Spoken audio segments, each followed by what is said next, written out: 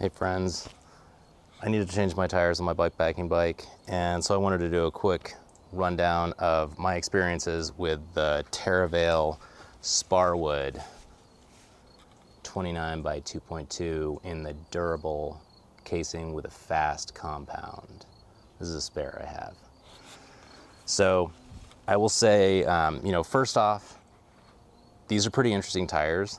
They're a really nice option if you want a fast rolling tire that has some tiny, maybe theoretical amount of traction off-road, but mostly is a fast and durable tire that comes in a pretty nice bikepacking, long distance, all-purpose, mostly off-road size, which is a 29 by 2.2. The reason I got these is because I wanted something that was basically a slick, but maybe had a little bit more traction than a slick, but had a nice durable casing. And these seem to fit the bill. So a couple years later, I've ridden, I don't know how many thousands of miles on them, and I have never had any issue with them. I mean, they're tough. The casing is really tough. Like the Teravail Kessel that I talked about in another video, these do seem to have a really, truly durable casing. They're not quite as tough as the Kessels, but they're still pretty darn tough. So these are 830 grams for one of these. I'm sure they're gonna vary, but that's what this one was, and this one's pretty much unused. And I would say the thing that's really impressed me most about them is how fast they roll on pavement. I mean, really everywhere. They roll fast, they're quiet, and part of that is because they have this kind of peaked shape. So you can kind of see how they'd be on a rim here, if I squeeze them together. They're kind of shaped a little bit like this, which to me is reminiscent of a Panaracer Ribmo, and also some of the old Specialized like Mondo tires. They actually had a little bit more tread rubber on the sides. They built that up a little bit. And then it was kind of thinner here and then taller in the center. And as I remember, that was kind of to give them kind of a narrower contact patch when you're riding straight ahead. So effectively feeling, in theory, like a faster, narrower tire. And then as you lean them over, you'd have more contact patch when you're leaning. I'd say the same is true with these. These feel really great on the road. They have a really consistent cornering feel.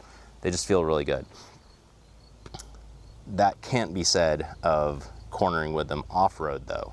They're some of the sketchiest, slidiest tires I've ever ridden.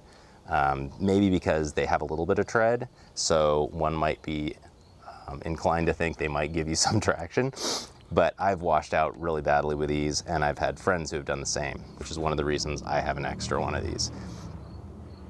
I mean, in my case, I thought I knew how much traction they had, which was essentially none, but I was in a situation where there was just a little less traction than I thought, and they're just pretty unpredictable in that type of thing. And if you get up close to them, you can see how they have this kind of like, this transitional area here that just really doesn't seem like, I mean, it's gonna give you a little bit of climbing traction, possibly, but just not much in the way of cornering. They finally have some kind of grabbing, a little bit square edge knobs along the way edge, but you're never gonna get to that point. You're on the ground by that point. And it's really interesting because the rest of these knobs in here are really kind of triangular. They're kind of an odd shape.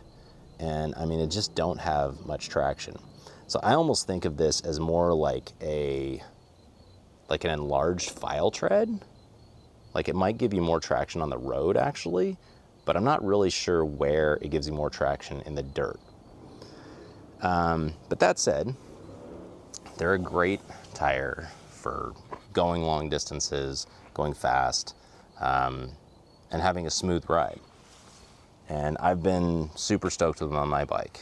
And you know, I would totally encourage someone who's willing to sacrifice traction for overall reliability and kind of smoother surface speed. I think they're a great tire for that. They're not what I would choose for more mountain bikey situations because they just don't have the traction. So this is what the tread looks like on the front tire after a couple of years and many, many thousands of miles. There's definitely still some left, but it's a far cry from the old, from how it started out. And here is the rear tire, which is quite worn. I would say there's a tiny little bit left in it, but there's definitely no traction left in it. And there's a little bit of knob flaking, but it's mostly just really, really rounded and almost smooth in here. So, and just compare that with a tread on a new one, which is obviously noticeably more pronounced. So it's kind of interesting to see the difference, what a few thousand miles can make. Well, a lot more than a few thousand. So I hope that helps a little bit. If you have any questions, let me know. Let me know what your experiences with them have been, if you have ridden them too. I'd be interested to hear. Yeah, like and subscribe, and have fun out there.